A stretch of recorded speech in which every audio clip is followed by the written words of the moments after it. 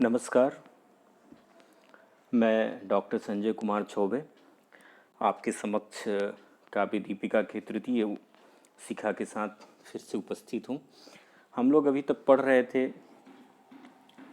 रसों के बारे में, और रस का स्वरूप पढ़ने के बाद जो आरंभिक 3 रस थे, श्रृंगार, हास्य और करुण, उन तीनों पे हम लोगों ने चर्चा की थी।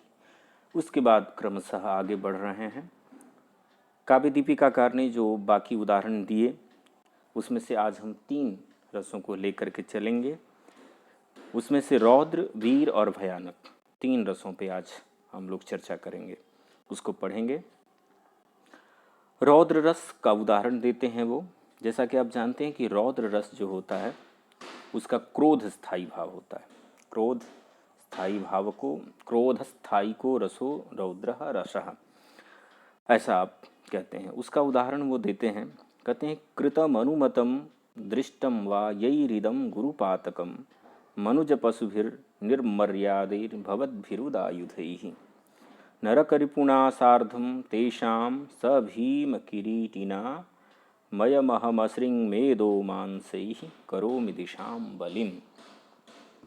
अलग अलग देखते हैं हम। कृतम अनुमतम दृष्टम वा यैरिदम, यैहि इदम गुरुपातकम मनुज पशुभिः निर्मर्यादैः उदायुधैः नरकरिपुणा सार्धं तेषां सभीमकिरीटिनाम् अयम् अहम् असृं मेदो मांसैः करोमि दिशां बलिम। अलग अलग इसको देखते हैं कि यहाँ पर ये वेणी संहार नाटक का बहुत ही प्रसिद्ध पद्य है। वहाँ पर जब द्रोणाचार्य का वध हो जाता है तो अश्वत्थामा की जो स्थिति होती है, बहुत उसका क्रोध चरम पर होता है। उसी समय का ये वर्णन है। कहता है अश्वत्थामा की भवद्भिः, आप सभी ने, उदायुधैः, जिन्होंने हाथों में अस्त्र शस्त्रों जो लहरा रहे थे, ऊपर उछाल रहे थे, ऊपर हाथ करके अस्त्र शस्त्र लहरा रहे थे, ऐसे कैसे हैं? मनुज पशुभिः, मनुज के रूप में पशु हैं। और कैसे? निर्मर्यादे, निर्मर्यादा वाले हैं, यानी आप लोगों के पास कोई मर्यादा नहीं। आप लोगों ने मर्यादा का हनन किया है, उल्लंघन किया है। वहाँ ये तात्पर्य है कि जो द्रोणाचार्य थे, आचार्य, उनके वो अशस्त्र थे, यानी उनके पास शस्त्र नहीं था। ऐसे पे आप सब लोगों ने शस्त्र का प्रहार किया, तो आप लोगों ने मर्यादा का परित्याग किया। वो ये तात्पर्य है यहाँ पर निर्मर्यादा से। तो मनुज पशु ही, मनुज के रूप में पशु, रूपक के दृष्टि से देखेंगे आप। और ऐसे भवद्भिः, यही ही, आप में से कोई भी, जो कोई भी, इदम गुरुपातकम, ये जो गुरुपातक किया, महान पाप किया है, कृतम किया, अनुमतम उसका अनुमोदन किया, दृष्टम वा और अथवा देखा। ये केवल एक बात नहीं है, यहाँ 2-3 बातें हैं। या तो इस चीज़ को, इस असभ्य तरीके से, निर्मर्यादा पूर्ण तरीके से जिन मनुज पशुओं ने क्या किया, नर पशुओं ने महान पाप, गुरुपातकम कृतम किया, और इसमें से अनुमतम, इसमें से जिस किसी ने भी अनुमति दी, या दृष्टम, जिसने भी देखा उनको, वो क्या कहते हैं कि नरक रिपुणा सार्धम। नरक रिपु यहाँ पे आया श्री कृष्ण के लिए, तो कहते हैं कि नरक रिपु के साथ, यानी नरकासुर के वध करता जो कृष्ण हैं, उनके साथ सभीम किरीटी नाम, भीम और अर्जुन के सहित, ठीक, सभीम, भीम के साथ, किरीटी नाम अर्जुन, भीम के साथ अर्जुन सहिता नाम, तेषाम भवताम, आप सभी के लिए क्या क्या करूँगा, असृंग मेदो मांसैः, ठीक, जो खून है, मेद है, मांस है, उन सबों से क्या करूँगा। अयम, मैं, भवत्पुरः उपस्थितः, मैं आपके समक्ष उपस्थित, अहम, मैं, अश्वत्थामा, दिशाम, जो दिशाओं की अधिष्ठात्री जो देवता हैं, उनको बलिम करोमि, उनको मैं बलिदान चढ़ाऊँगा। आप लोगों की जो खून है, मांस है, मज्जा है, उन सब को, जो रुधिर है, चर्बी, मांस है, उन सब को मैं दिशाओं को बलिदान करूँगा। यानी इसमें से कोई भी बचने वाला नहीं है। तो यहाँ पर जो आप देख रहे हैं ये क्रोध की चरम अवस्था है अश्वत्थामा की। वह कहता है कि निर्मर्यादा के तरीके से मर्यादा का पालन नहीं किया गया। मनुज नर पशु लोगों ने ये काम किया और उसका अनुमोदन करने वाले लोग हैं जिन लोगों ने देखा है महान पातक होते हुए, उन सब में से किसी को ये नहीं कि कृष्ण को मैं बख्श दूंगा। कृष्ण के साथ अर्जुन, भीम, सभी को मैं उनके रुधिर, चर्बी और मांस को, दिशाओं को बलि करूंगा। मतलब उसमें से किसी को भी मैं छोड़ने वाला नहीं हूँ, ये उनका तात्पर्य है। तो यहाँ आप देख रहे हैं कि जो अश्वत्थामा के अंदर यहाँ रौद्र रस की अभिव्यक्ति हो रही है और जो अश्वत्थामा के अंदर क्रोध है वह स्थायी भाव है, और गुरुवध रूपी जो महान अपराधी हैं धृष्टद्युम्न आदि, जिन लोगों ने ये वध किया था, वो सबके सब आलंबन हैं। और अशस्त्रे शस्त्रोद्यमनादि उद्दीपनम, और अशस्त्र शस्त्रधारी जो नहीं हैं, ऐसे द्रोणाचार्य पर शस्त्र लहराने वाले, वो सब चीज़ें जो है क्रियाएं वो उद्दीपन हैं। और निर्मर्यादा आदि जो है आक्षेप है, और बलि करूँगा इस तरह की जो प्रतिज्ञा है वो सारी की सारी चीज़ें जो हैं ये अनुभाव के रूप में हैं। और इसमें से गर्व, उसका अश्वत्थामा का अभिव्यक्त होने वाला गर्व है और उसका क्रोध है, ये सारी की सारी चीज़ें जो है व्यभिचारी भाव के रूप में है। तो इस तरह से यह रौद्र रस का बहुत ही अच्छा उदाहरण है। क्रम से उसके आगे बढ़ते हैं, वीर रस का देखते हैं। वीर रस उत्साह स्थायी भाव इसका होता है। आप जैसा जानते हैं कि उत्साह स्थायी भाव को रसो वीरः इत्युच्यते, वीर रस कहलाता है। उसमें से हनुमान नाटक का एक उदाहरण काव्य दीपिका कर ने यहाँ दिया, बहुत अच्छा है। कहते क्षुद्राः संत्रासमेते विजहित हरयः क्षुण्ण सक्रिय कुंभा युष्मद्देहेषु लज्जां दधति परममी सायका निष्पतन्तः सौमित्रे तिष्ठपात्रं तुमसि नहि रुषां नन्वहं मेघनादः किंचित भ्रूभंगलीला नियमित जलधिं राममन्वेषयामि। तो ये जो वीर रस, मेघनाद की गर्भोक्ति यहाँ पर प्रकट होती है हनुमान नाटक के 11वें अंक में। वह कहता है क्षुद्राः हरयः, अरे क्षुद्र नीच, जो हरयः, हरि शब्द यहाँ पर बंदरों के लिए आया, संबोधन का रूप है।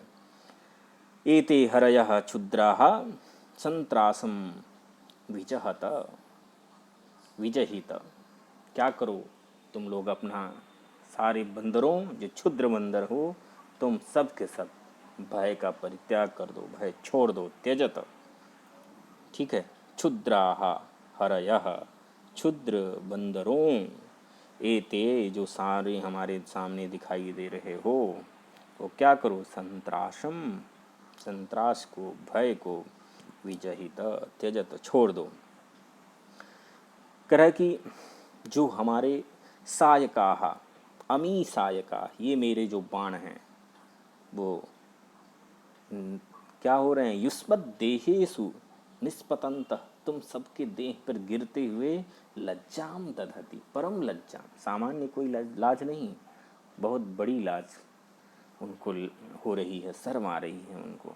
कैसे उनके बाण हैं, सायकाः कीदृशाः सायकाः, कैसे बाण, करते कि क्षुण्ण सक्रेभ कुंभा, जिन्होंने क्या किया था कि जो इंद्र है उस इंद्र के क्षुण्णौ चूर्णितौ, चूर्ण कर दिए हैं, सक्रेभस्य, सक्र जो इंद्र ऐरावत पर आरूढ़ था, तो ऐरावत नाम के गजस्य, इभस्य, इव कहते हैं गज को, गजस्य कुंभौ, कुंभ को, मस्तकों को, गंडौ, यही तादृशाः, जिन मेरे बाणों ने इंद्र के हाथियों के कुंभों को, गंडस्थलों को चीर दिया है, फाड़ दिया है, ऐसे हमारे पराक्रमी मम प्रसिद्धाः अमी, इंद्र आदि के मर्यादा का भी हनन करने वाले, उनके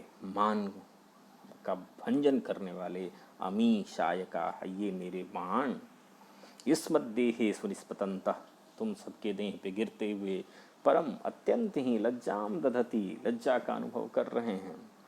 और फिर कहते हैं सौमित्रे, अरे सुमित्रा के पुत्र लक्ष्मण, तिष्ठ, मेघनाथ कहता ठहरो, तुम नहीं रुषाम पात्रम, तुम जो है मेरे रुषाम क्रोध के न पात्रम, मेरे पात्र नहीं हो, मैं तो तुम्हें अपने लायक समझता नहीं, इसलिए मेरे तुम क्रोध के पात्र नहीं हो। क्यों? क्योंकि नन वहम मेघनादः, उसकी गर्वोक्ति, कहता कि मैं क्या हूँ, मैं मेघनाद हूँ। ठीक है, मेघ के नाद की तरह, जिसकी नाद है गर्जना है, ऐसा मेघनाद। ठीक, प्रसिद्ध मैं मेघनाद हूँ। ननु, ठीक, मैं क्या कर रहा हूँ? कहा किंचित भ्रूभंग लीला नियमित जलधिम रामम अन्वेषयामि, मैं तो राम को खोज रहा हूँ। कीदृशम रामम, कैसे राम को खोज रहा हूँ, जो हमारे सामने पराक्रमशाली हो सकता है, ऐसे जो हमसे लड़ सकता है, ऐसे। क्यों? उसका विशेषण बताया कि किंचित, जरा सी ही, भ्रूभंग लीला नियमित जलधिम, अपनी भ्रूभंगों के कटाक्षों, भौहों के केवल लीला से उसने क्या किया था, केवल भ्रुकुटी तान दी, ऐसे भ्रुकुटी लीला से ही नियमित जलधिम, जिसने समुद्र को बांध दिया, ऐसे रामम, राम को अन्वेषयामी, ढूंढ रहा हूँ। तो यहाँ आप देख रहे हैं कि ये जो उसकी उक्ति है मेघनाद की, वह एकदम गर्वोक्ति वीर रस से भरी हुई है। सामान्य लोगों को कुछ नहीं समझता, वो समझता है कि जो परम प्रतापी उसको ललकार रहा है, जिसने अपनी भ्रुकुटी से ही समुद्र को बांध दिया, ऐसे वो राम को ढूंढ रहा है और उसी के साथ जो है युद्ध करना चाहता है। यहाँ पर जो है सामाजिकों के हृदय में स्थित जो वीर है, उस रस की अभिव्यक्ति हो रही है, उत्साह उसका दिखाई दे रहा है यहाँ, क्योंकि उत्साह स्थायी भाव होता है वीर रस का। और मेघनाद के अंदर रहने वाला जो उत्साह है वो स्थायी भाव है। राम अत्र आलम्बनम, राम जो है इसके आलम्बन है, और उनका जो उनको जो समुद्देश किया जा रहा है, उनको उनके संबंध में जो है बातें की जा रही हैं, ये सब सारी की सारी चीज़ें जो हैं उद्दीपन के रूप में हैं।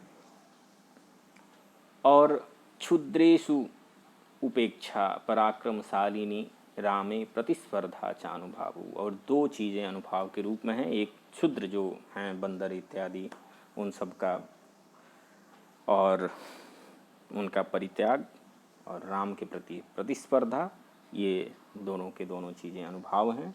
और ऐरावत जो हाथी था उसके गंडस्थल को चूर्ण करना, वो उसे जनित जो स्मृति है, गर्व है, वो यहाँ पर व्यभिचारी भाव है। तो इस तरह से यहाँ पर देख रहे हैं कि वीर रस का बहुत ही अच्छा उदाहरण है। फिर क्रमशः आगे बढ़ते हुए अब भयानक रस की ओर चलेंगे। भयानक रस का उदाहरण वो रत्नावली नाटिका से उठा करके यहाँ रखते हैं। वहाँ पे कहा जाता है नष्टं वर्षवरैर्मनुष्यगणना भावादपास्यत्रपामन्तः कंचुकी कंचुकस्य विशति त्रासादयं वामनः पर्यन्ताश्रयैर्निजस्य सदृशं नाम्नः किरातैः कृतं कुब्जा नीचतयैव यान्ति शनकैरात्मेक्षणाः संकिनः। ठीक है, नष्टं वर्षवरैर्मनुष्यगणना भावादपास्यत्रपाम, कह रहे हैं कि यहाँ पर आप देख रहे हैं भयानक रस जो होता है, भय उसके स्थायी भाव होता है। भय स्थायी भाव को रसो भयानक रसः, भयानक रस, भय। यहाँ पर अब कैसे भय उत्पन्न हो रहा है यहाँ पर आप देखिए। तो रत्नावली नाटिका में जो है बसंतक है, वह मरकट का, बंदर का रूप वेश बना करके अंतःपुर में प्रवेश करता है। तो वहाँ की क्या क्या स्थितियाँ बनती हैं उसी को यहाँ पर कवि ने बड़ा अच्छे से उल्लेख किया है। कहते हैं कि वर्षवरैहि मनुष्य गणना भावात त्रपाम अपास्य नष्टम। ठीक है, वर्षवरैहि, वर्षवर कहते हैं नपुंसकों को। नपुंसकों ने, वो नपुंसक जो है नष्टम विलीनम, विलीन हो गए। नष्ट से यहाँ बर्बादी से नहीं तात्पर्य है, बल्कि छुप गए, नीलीनम, कहीं छुप गए। कहा क्यों भाई? कह रहे कि मनुष्य गणना भावात, मनुष्यों में उनकी गिनती होती नहीं, न उनकी स्त्रियों में गिनती होती है, न पुरुषों में होती है। तो इस तरह से न स्त्री और पुमान दोनों में ही गिनती नहीं होने के कारण वो त्रपाम अपास्य, लाज का परित्याग करके, कि लाज है नहीं, क्योंकि इन दोनों में कोई गिनती होती तो कुछ लाज शर्म रखते, तो वो सब के सब जो है भाग खड़े हुए। जो नपुंसक थे वो नपुंसक लज्जा का परित्याग करके, ऊपर वाली पंक्ति देखें आप, नष्टम वर्षवरैहि, वर्षवरैहि मनुष्य गणना भावात, मनुष्यों की में गिनती न होने के कारण त्रपाम अपास्य, लज्जा का परित्याग करके नष्टम, इधर उधर विलीन हो गए। और अंतः कंचुकी कंचुकस्य विशति त्रासादयम वामनः, वामन, वामन कहते हैं जो नाटाकद का जो बावना, बौना जिसे बोलते हैं, और भौना क्या किया कि अंदर जो है अंतःपुर में रहने वाले जो कंचुकी हैं, उन कंचुकियों के, कंचुकी जो वृद्ध जन लोग होते हैं देख रेख करने वाले अंतःपुर में, अंतःपुर के जो रक्षक होते हैं उनको, जो वृद्ध अंतःपुर की रक्षा करने वाले होते हैं उनको कंचुकी कहा जाता है। और कंचुक कहते हैं अंगरखा को, बड़ा सा कपड़ा वाला उनका कुर्ता होता है, तो उसमें कहते हैं कि अंतःपुर में जो कंचुकी हैं उनकी कंचुकस्य, कंचुकी के अंदर वामनः त्रासाद विशति, और जो बौना है वो त्रास के मारे, डर के मारे क्या कर रहा है, उसमें जो है घुस रहा है। यानी अंतःपुर में रहने वाले जो वृद्ध हैं उसकी रक्षा करने वाले, वो बड़े बड़े अंगरखा पहने हैं, और उन अंगरखाओं में क्या, जो बामन है, बौना आदमी है, उसके अंदर जा कर के छुप जा रहा है, उनके अंदर घुस गया। पर्यंताश्रयिभिर निजस्य सदृशम नामनः किरातैः कृतम, और किरातैः, जो किरात हैं, ठीक, व्याध हैं, वो अपने नाम के अनुसार ही, नामनः सदृशम, अपने नाम के अनुसार, कृतम किया क्या किया? तो पर्यंताश्रयिभिः, पर्यंत का आश्रय कर दिया, जो घर के जो कोने हैं उन घर के कोनों में जा कर के छुप गए। ठीक है, तो यहाँ पर घर के कोनों में जा कर के छुपने वाले जो किरात हैं, पर्यंतान, पर्यंत कहते हैं गृह के कोनों को, आश्रयंती, आश्रय करने वाले, तथा भूत, भय के कारण अंतःपुर में के जो कोने हैं उन कोनों में जा कर के नीलीन होने वाले जो किरात हैं। तो वो किरात इसलिए कि कहते हैं कि प्रांत देश, किर कहते हैं प्रांत देश को, और उसमें जो अटंती गच्छन्ति जाते हैं उनको किरात कहा जाता है, यानी जा कर के छुपने वाले किरात। तो घर के जो कोने हैं अंतःपुर के, उन अंतःपुर के कोनों में जा कर के छुप गए, और नाम के ही अनुसार, ठीक है, प्रांत देश में घुसने के कारण उन लोगों ने अपने नाम के अनुरूप काम किया, जाकर के छुपने का काम किरातों ने किया, व्याधों ने किया। और चौथी बात कि कुब्जा नीचतयी वयांति सनकई रात में क्षणासंकिनः, और जो कुब्ज लोग हैं, कुबरे लोग हैं, वो नीचतयी, और नीचा होकर के और झुक करके, ठीक है, यान्ति चल रहे हैं, सनकई धीरे धीरे, क्यों कि आत्मेक्षणासंकिनः, कि हमें जो है कोई देख न ले, आत्म इक्षण, खुद को कोई इक्षण न कर ले, देख न ले, इस आशंका से, इसलिए उनके लिए एक विशेषण दिया, आत्मेक्षणा संकीनः, अपने दिख, मैं खुद दिख न जाऊं, इसकी आशंका वाले जो कुब्ज हैं, कुबरे लोग हैं, वो और जो है नीचित और थोड़ा झुक झुक करके और चलने लगे। तो यहाँ पर कवि ने यहाँ पर क्या किया कि एक तरह से आपके समक्ष एक दृश्य उपस्थित कर दिया कि एक बानर घुसता है अंतःपुर में, बसंतक बानर का रूप बना करके, और वहाँ पे क्या क्या स्थितियाँ आती हैं, कैसे डर का माहौल बनता है, भय का माहौल बनता है, उसको उपस्थित किया कि जो नपुंसक हैं वो डर के मारे वो क्योंकि उन पुरुषों में न स्त्रियों में किसी में गिनती नहीं होती, तो जा कर के छुप गए। जो बौना आदमी है वो वृद्ध जो कंचुकी हैं उनके बड़े बड़े अंगरखों के अंदर जा कर के वो छुप गए उसके अभ्यंतर में।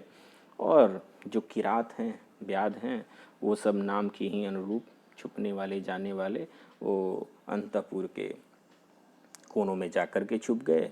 और जो बौने लोग थे, वो बौनों ने क्या किया कि एक तरह से सीन क्रिएट किया कि हमें कोई देख ना ले, छोटे तो हैं ही, कुब्ज मतलब झुके हुए तो हैं ही, तो उन कुबरे लोगों ने और नीचे चल करके झुक करके, क्योंकि स्वभाव रूप से कुबरे लोग झुके हुए होते हैं, इसके बावजूद भी कि कोई हमें देख न ले, तो आत्मेक क्षणा संकीनः सनकैः धीरे धीरे और नीचते वयांती, और झुक करके वो चल रहे हैं।